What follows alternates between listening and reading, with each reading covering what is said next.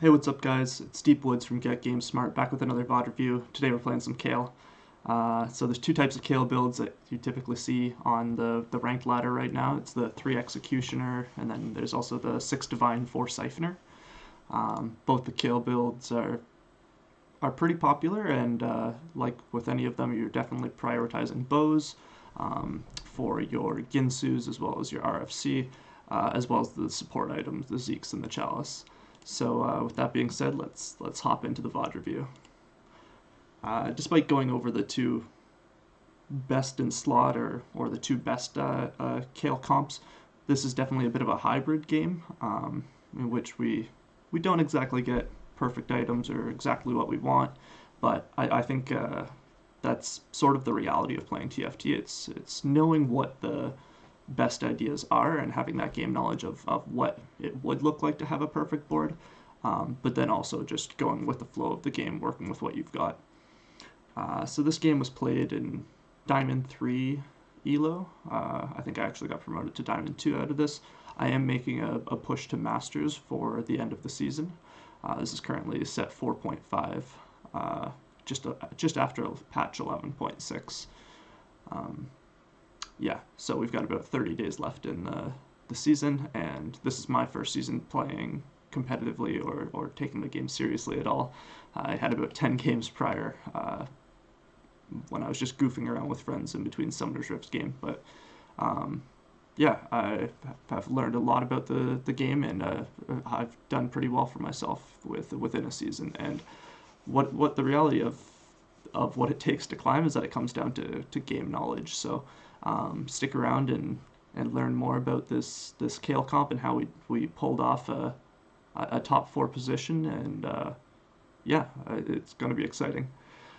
So right off the bat, I want to talk about the fact that a Kayle comp is not really a Kayle comp in the early game.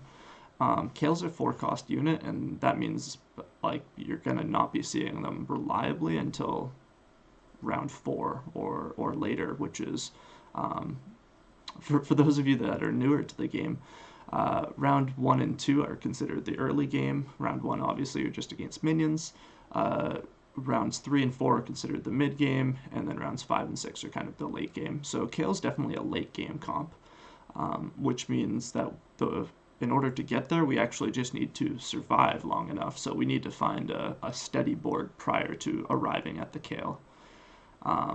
So at this point, I've just picked up a 2-star Nasus, and I'm thinking about what I want to put in, and I've arrived at this weird Siphoner Janna board for the 2-1, which is not a typical board. Typically, you want to go for like a frontline, backline with like vanguards or brawlers as your frontline, and then like sharpshooters or duelists or something as your damage dealer as your backline, but or assassins or something as another damage dealer. But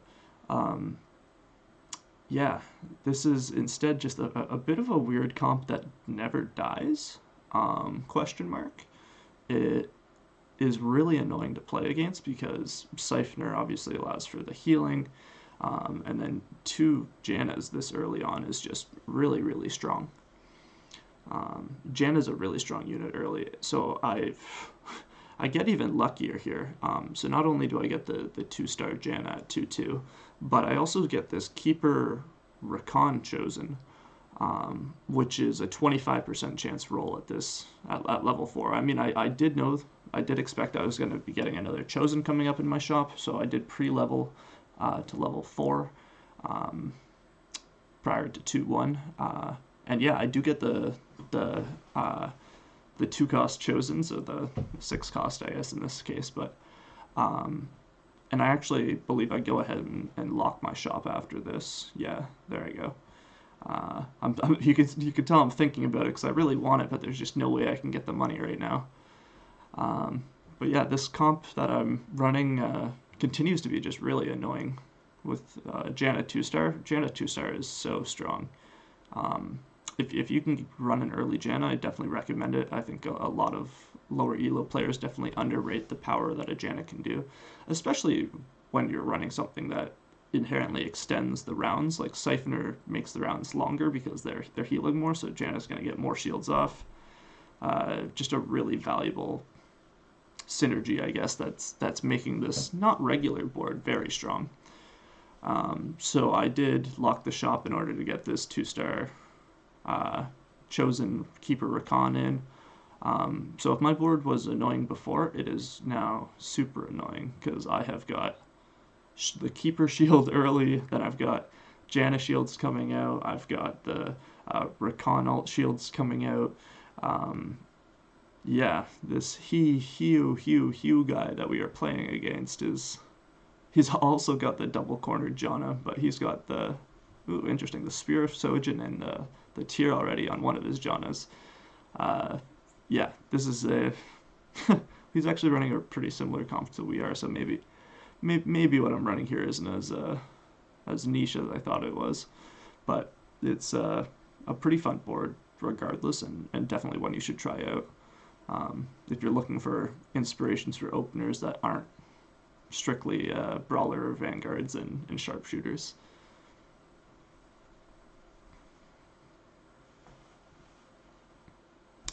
So I actually haven't slammed any items despite leveling up and win streaking, and I'm just picking on the map for somebody to take the Nikos because I'm kind of hoping that a good item will slip to me at the last pick, but I really don't need that tier. But I was just kind of playing the lobby. It's a mental game as much as anything, TFT. And thankfully this sword actually falls to me, so maybe my antics actually worked out. I didn't actually have anything in mind with this sword that I want to slam necessarily, but getting a sword as the last pick is just a good RNG, or I'm lucky, whatever you want to call it. I'm definitely going to take the better item there. So I do level up here because I want to keep my win streak. And I make a really questionable decision here.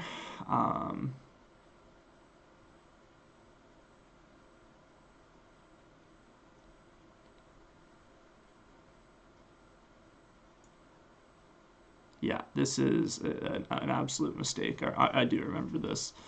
So I want to get the cultist in because I feel more comfortable or at home with a cultist opener, I guess.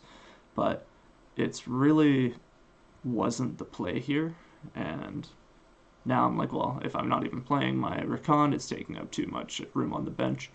I should have kept the Rakan in. I should have just continued to go with my Undying comp.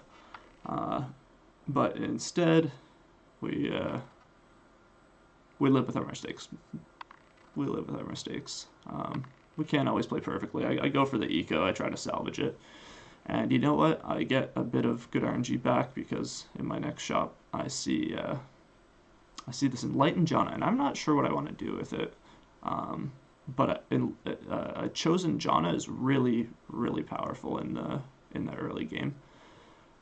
So part of me wants to go with the cornered Jannas again, but I decided I elect not to do that at this point.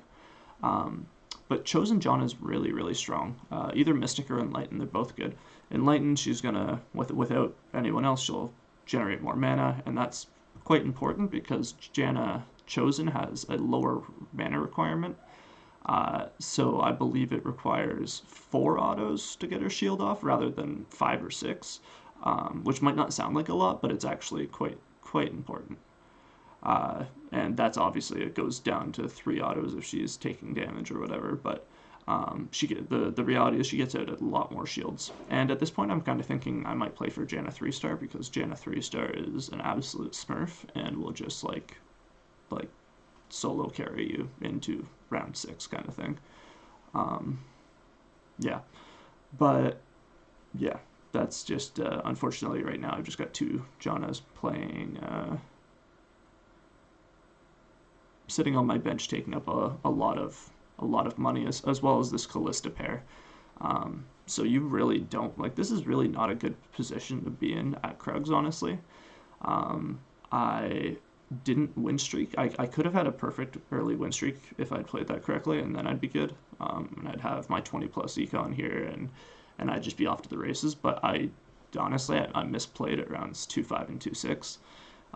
And now I'm in a bit more of a precarious position. Like, my board's still relatively strong, but I wasn't really sure where I was going with it yet. But at Krugs, I got some decent items. I already had the Quicksilver sitting on my bench, I believe, but yeah, the bow kind of tipped the scales and made me think, well, I think I'm going to go for a Callista game. And I keep making these little mistakes, I believe, where I'm trying to get the most out of my board. But I think Siphoner is still worth more than Duelist there. Maybe I'm wrong. Maybe I'm wrong. Hard to tell. We win this one regardless, though. And life's pretty good. So yeah, the reason I decided to go for Kayle is because I have a QSS, which is definitely, like, I would say the most important item on build, or like the most built item on Kayle. You pretty much need it with just, like, there's so many Aatroxes and other CC in the meta that it's just, like, really difficult to play Kayle without QSS. I have one bow, which is like the minimum requirement to play Kayle, because you're going to need, like, I think Ginsu's is the best item, so Ginsu's plus QSS is like pretty good Kayle items.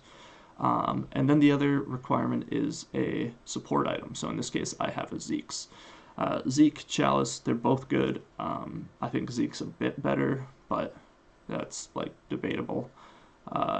They're both super, super good. Whichever ones you have, definitely get them down early if in your Kayle builds, because, like, they're actually gonna save you health.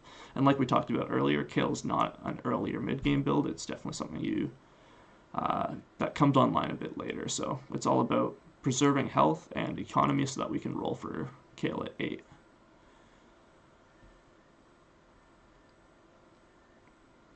So yeah, we're sitting pretty right now. Like, our board is quite strong, but we're really, like, a lot poorer than we want to be. And the reason for that is we've got this Callista pair and this 2-star Janna pair that is just eating a lot of gold up right now. And that's unfortunate because Teamfight Tactics is really a resource management game. So, like, basically you want all of your gold to be on the board, and you want it to be, like, efficiently winning each fight kind of thing. Not overkill, not more than you need, not less than you need. Like, you want it to be enough, but then you also want to be meeting your 10 gold increments. So when I've got about 8, 9, 10, like, I've got another 10 gold lined up, I could be at 30 eco right now, would be, like, the ideal position. Or even better yet, I would have sold the Janna and the Callista like 5 turns ago almost, and the gold would have been, I would have been in a much better spot economically. That being said, at 20 here, with a board this strong, is still, at level 6 as well, is still pretty good. But you can see the guy across from me is doing a lot better economically. He's also level 6, he's got nothing on his bench, but he's at 4 eco, so he's a lot more flexible than I am in that sense. But the trade-off is that I've got a stronger board.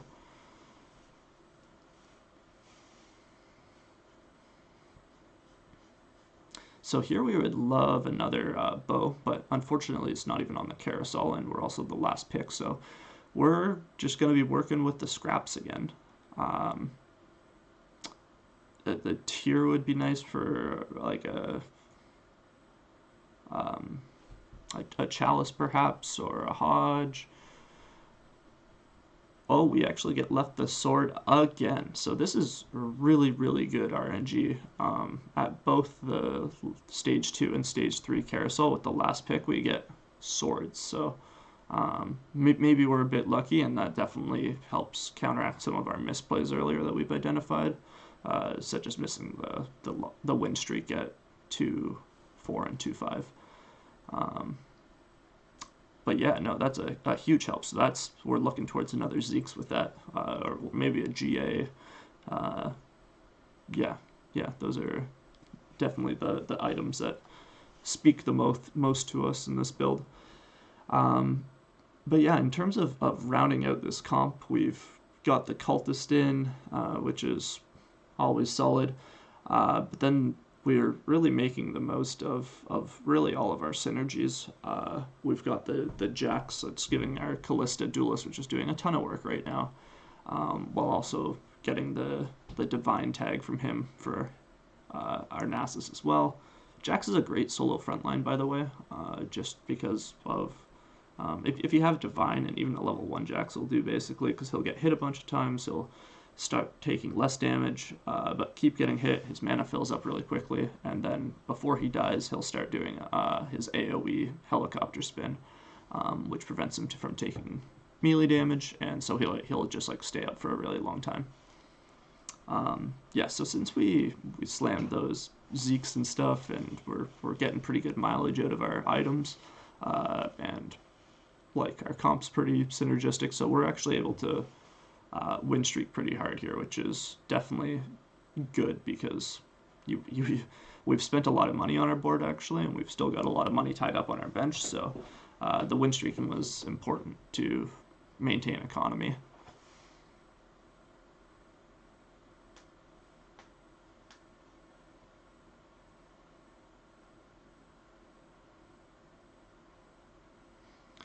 This guy's playing a keeper build, it looks like.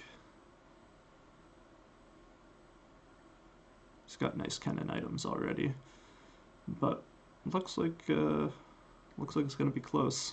Oh no, he's definitely too much. Definitely too much. Jana. Okay, I was talking about our win streak, but it's actually at the window. It's all right. We've made 40 gold by Merkwolves is not the worst. You definitely want to be at 50 by Merkwolves, because you want to go to level 7 and still have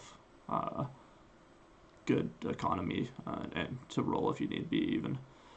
So picking up the Aurelia is quite big here, because we're thinking about going Kayle. So if we're going Kayle, I like to play at least for 4 Divine is my kind of thought process, because it means you're going to have your Jackson. I like to play the Adept frontline with my Kayle, which is the most popular. You can also play Vanguard frontline, which is good as well, and especially if like I think it's better against mages, whereas Adept's better against attack speed based teams. Could be yeah, that might not necessarily be true, but mages are rising in popularity, so maybe it's worth giving Vanguard Kayle a shout as well. But yeah, then getting another orb Irelia and seeing another one in my shop is huge for a level 2 Irelia. And looking at my board, I'm actually thinking I go to level 7. I'm pretty comfortable with this board to carry me further. I don't think I need to roll down further at level 7.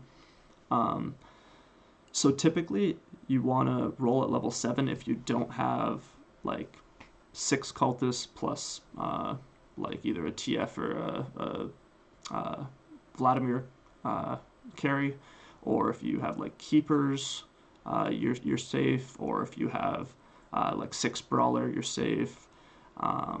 So this is at 4-1 where you hit level 7 not like normally.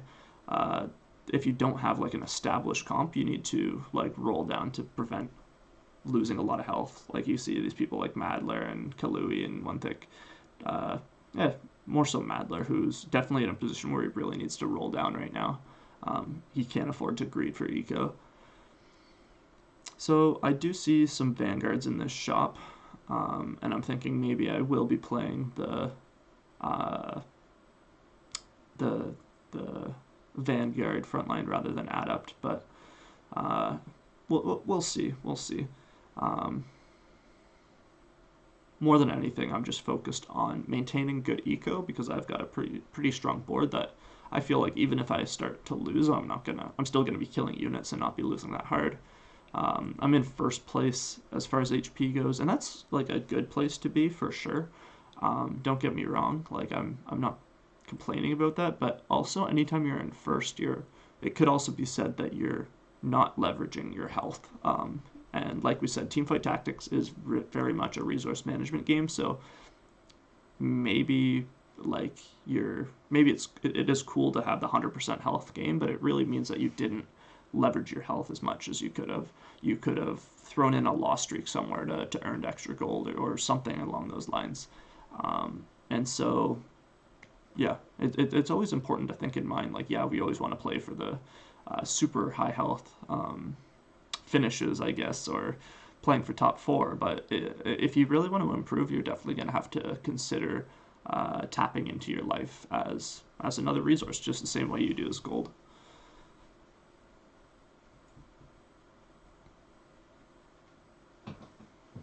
We are definitely greeting our items a little bit. We could throw down a Deathblade and whatchamacallit, Thief's Glove right now, which would be pretty good. Like Thief's Glove on Irelia would be pretty good. Deathblade on the Callista for sure. But again, we've just got a pretty strong comp, and that's partially off the back of this Janna too. The Chosen Janna does a ton of work. Unfortunately, we have not seen another Janna in our shop since we got the 2-star Janna at 2-2, and then the Chosen Janna at like 3-1 or something. We have not seen another Janna, so that's really unfortunate. And I actually, during the game, I remember thinking when I got the second Janna, I was kind of making a decision, and I said, okay, I'm gonna play for 3-star Janna, but by level 8 I don't have it. I'm selling the Janna Chosen to roll for Kayle, was sort of the thought process at the same time as I slammed the Zeeks. Just to give you guys a little bit of insight into what I'm thinking of when I'm making these game decisions. So high rolling a set here is pretty cool. Doesn't usually fit into the comp, but a high roll is a high roll, so definitely gonna try and plug that in as soon as possible. And I decide since I high rolled the set, and I want to get him in there, as well as because I want to roll for Kayle a bit more uncontested, I'm going to go for a faster 8. And like I said, as soon as I hit level 8, I'm going to sell that Janna Chosen because she served me well, but it's time to make other things happen. I swap over the Zeeks, and I get ready to find myself a Kayle.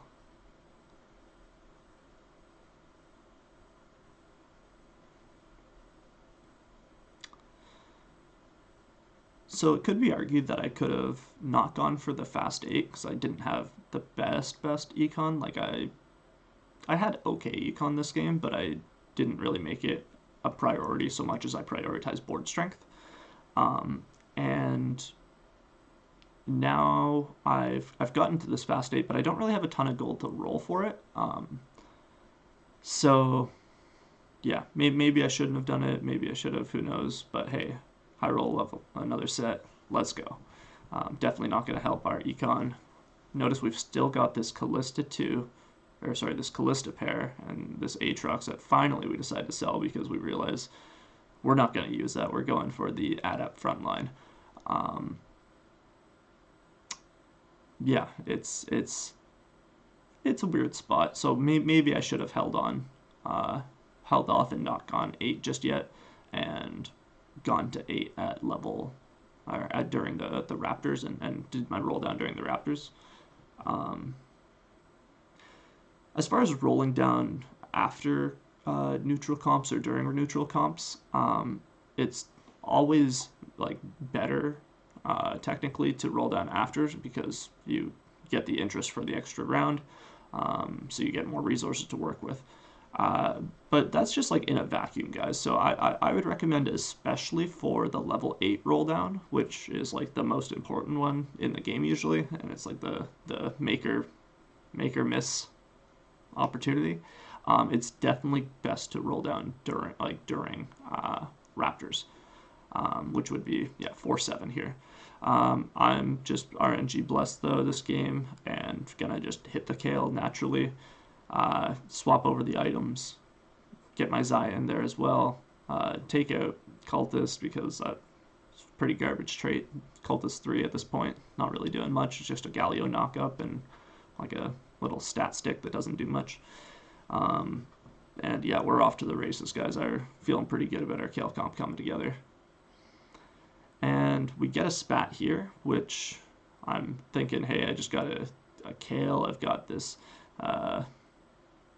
spatula. I would love a bow. That would be great, right? Well, yeah, no, except that was the last components round. So these are all the components I'm working with. Oh well, we're going divine, and probably make the mistake that cost me the first in this game. I slam the Sword of the Divine on the set. So here, this is just a bad move. This is just a straight up mistake. But hear me out on why I did it. Was prior to patch 11.6, set was having a lot of problems where he was basically like you'd frontline him. He would take a lot of damage. His mana bar would fill up. He would go to start casting, but then he would hit the 40% threshold, and so he would cancel his ult and like lose his mana, and as a result become like pretty useless, which sucked and made it so that you couldn't solo frontline him. I threw the Sword of Divine onto him thinking that he'll take all the shots, and then he'll like gain the damage reduction and the lose CC and then cast his ult. So basically I thought the Sword of the Divine would help him get his ult off, but patch 11.6 meant that like it changed how it kind of interacted and allowed him to like basically I'm saying I griefed by doing this, and you shouldn't do this in your game, but I'm a baddie, so don't be like me. Anyways, learn from my mistakes so that I lose LP and you don't. We don't actually end up losing any LP in this game though, guys. We do secure a top 4, and no spoilers. Yeah, we do manage to roll a bit there and find a very nice divine chosen Kayle. So we sell our Kayle, swap the items over, and we're really feeling quite confident now. I mean, we were feeling quite confident until you realize we've been on a 3-loss streak. But our board's feeling a lot better now. So again, the real play there, guys, would have been selling my set, getting the Sword of Divine off of him, throwing it onto the Swain probably, or Kindred, or Zaya. Those would all have been way better options that weren't griefing. Yeah, don't throw Swords of Divine on set. It feels bad. Because the thing is, like, as soon as it triggers, he's gonna run off the edge and start doing push-ups. So that 6 seconds of glory that like divine players live for, yeah, it's usually spent doing sit-ups, and that's not a good look for anybody. I mean, yeah, there he goes, right there. See, he's doing his sit-ups, and wasting the full duration of the divine buff. So it's really anti-synergy. But you know what? It counts as a divine tag, so I get to keep my set out there. Even though he's really doing 0 damage. Yeah, okay, so we thought we were pretty confident, but turns out there are some pretty scary boards in this lobby. And it's about to get even crazier because they give us a fawn. So I don't know about you guys, but I hate fawn games. I hate spatula games early. I hate the things that make the game really weird and like high roll. It basically turns the game into a high roll game because it's like the normal comps are sort of out of the question, and it's who can jam in more like high cost units. Honestly, I don't mind it nearly as much getting it at the 5-4 carousel as at the like 1-1 carousel. I think a fawn 1-1 start is like it's bonkers. It's fun, don't get me wrong, but it's like you have to play very differently, and you have to save health early. Yeah, you basically have to play more aggressively during fawn games because they're going to be high roll. Anyways, because I got the fawn, I'm looking around, I'm thinking, hey, can I possibly get 8 divine in here? Like, that would be pretty cool. All I'm missing is the Lee Sin. Ooh, set 2, thank you, I'll take that. Shoot, sorry, this is a family-friendly stream. Yeah, unfortunately we're not able to get that in. But, hey, this round, it's just one round. Fortunately, we've played the early game well enough, / been blessed enough with RNG, to have enough health that makes it that this loss isn't that bad. Yeah, still hurts. Lost like 9 health there, 10 health. But lost 11 health there, 46 to 35. Quick maths. But yeah, it's definitely tough. It's nice to have hit the Lee Sin there, but we would have liked to get him in.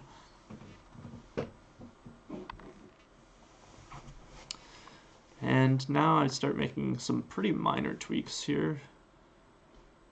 Whoops. Yeah, there's the 8 Divine. Finally put... Okay, guys, this is super stupid of me. At 5-6, I'm finally using my components. As soon as round 5 hits, you're not getting any more components until, like, the round 6 carousel. Like at all. Like, maybe. So you better definitely slam your items as soon as round 5 starts, is basically the moral of the story. Could have slammed Thief's Glove, gotten an extra 4 or 5 rounds of value out of that. Definitely would have saved me 5 to 10 health, I would say. Yeah. Slam your items early, kids. I decided to slam the Thief's Glove and hold on to the sword just in case I do get another random spatula off a carousel for another sword. So I've got the level 2 Zayan, swap that out. Feeling pretty good about it. So I don't elect to actually get all of my executioners in at the same time. Instead, I kind of start playing item hot tomato, hot potato, hot tomato, hot potato. Let's call the whole thing off. And at this point, I do start to make some little adjustments to board positioning, but honestly, I could have won this game. That's what I'm gonna say, guys. If I'd had better board positioning, especially securing the shroud, super huge item late game.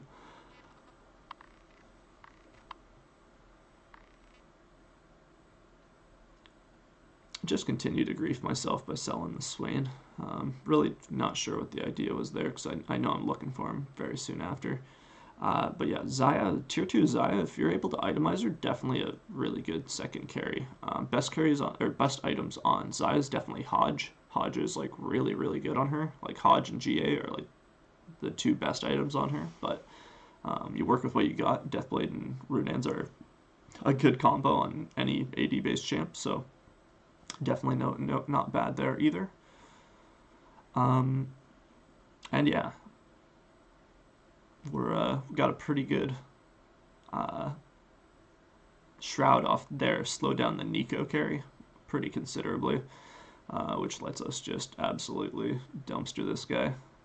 And by absolutely dumpster, I mean it's a very close win. And by very close win, I mean very, very close win.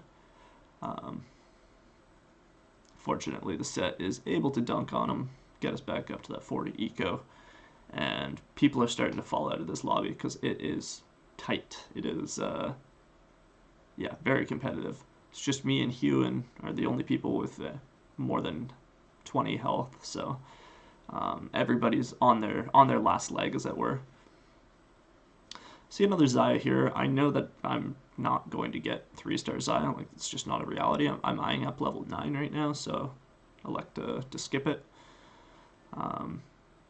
Continuing to stare at the set and question every decision I've made as to why I've thrown the Sword of the Divine on him. But you know what? He's 2-star legendary, and he's continuing to solo frontline and dunk on teams, so he'll get a pass as we eliminate Pyrodata,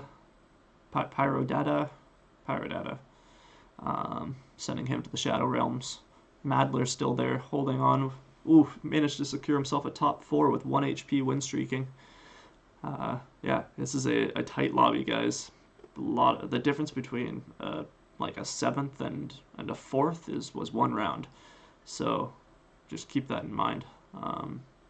If you're greeting and stuff, just know that it's more important to survive than to get a perfect board out there sometimes.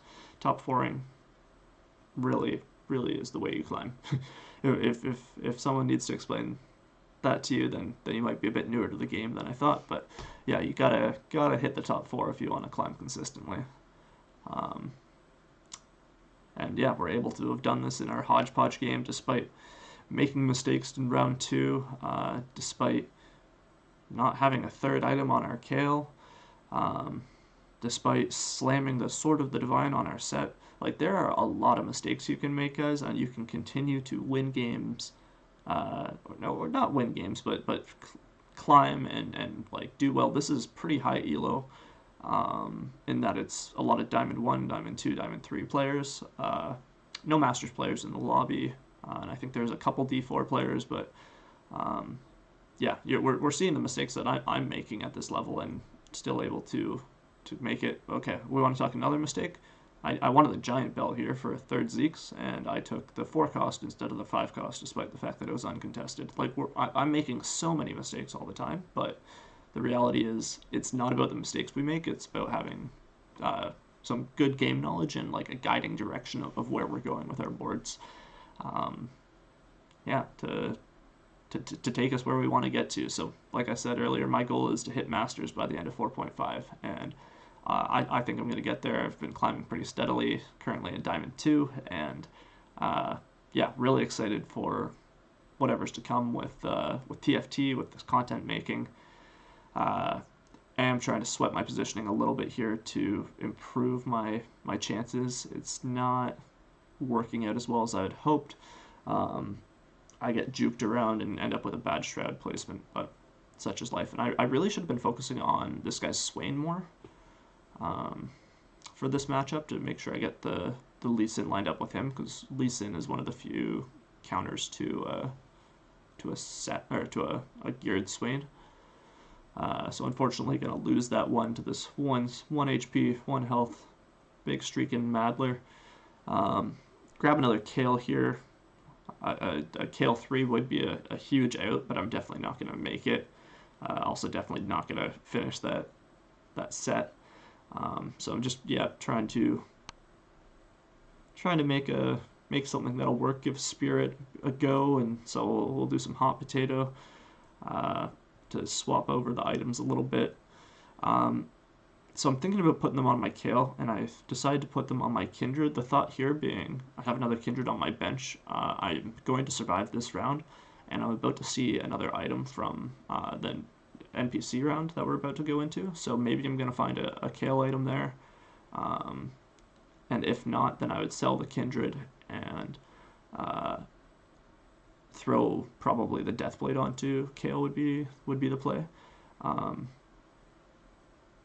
Spoiler alert, don't end up doing that because I kind of messed up, but fortunately this Hewen guy is also knocked out, securing myself a top 2. It's just this Madler guy, and we decide last round didn't go well, we're going to swap our Kayle over. Yeah, but we really should be focusing on our shroud placement. It doesn't really matter where our Kayle is, which corner, as much as it's important to get our set and Lee lined up with his Swain.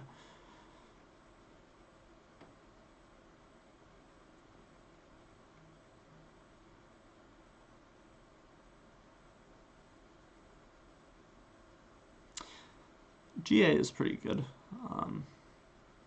Ginsu's would have actually been an item that might have helped us. Rageblade, that is, sorry, yeah. But yeah, no, we hit the Kindred too, so I decided to just keep the items there. So I really should get this Shen in.